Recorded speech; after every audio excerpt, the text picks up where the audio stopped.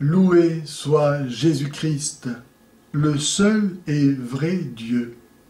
Sa paix soit avec vous.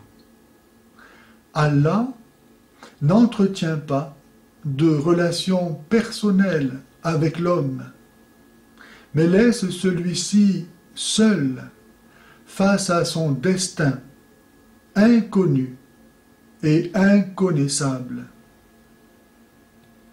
Le Dieu chrétien, en comparaison, par l'incarnation, s'unit de la façon la plus intime qui soit à l'humanité, en devenant lui-même homme, afin que tout homme puisse, par le Christ et dans le Christ, devenir lui-même participant de la nature divine.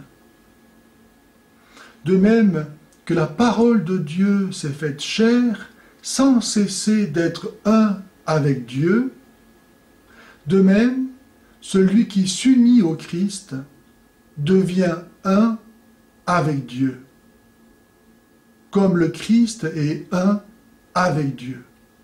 Jésus dit en Jean 15, 5, « Je suis la vigne et vous êtes les sarments. » C'est la même sève qui coule dans le cep de la vigne qui coule dans les sarments.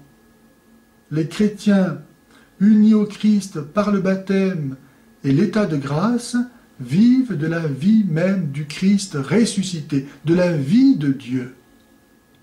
Voici ce que dit Jésus de cet amour, de cette union qu'il veut contracter avec tout homme, car tout homme est son œuvre, et Dieu ne rougit pas de ce qu'il a fait. Dieu aime l'homme. Dieu veut que l'homme l'aime. Et le propre de l'amour, c'est que ceux qui s'aiment ne fassent qu'un. Voici donc ce que dit Jésus dans l'évangile de Saint Jean au chapitre 17 et au verset 21. Que tous soient un. Comme toi, Père, tu es en moi et moi en toi.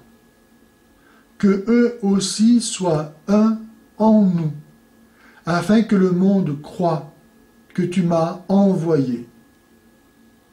Je leur ai donné la gloire que tu m'as donnée, pour qu'ils soient un, comme nous sommes un, moi en eux et toi en moi, pour qu'ils soient parfaitement un, et que le monde sache que tu m'as envoyé et que je les ai aimés comme tu m'as aimé.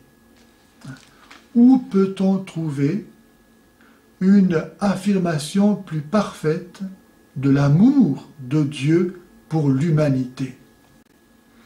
Un tel amour est de nature à susciter dans le cœur de l'homme, en retour, un amour basé sur une semblable générosité et gratuité, débarrassé alors de toute servilité, de tout égoïsme, de toute peur.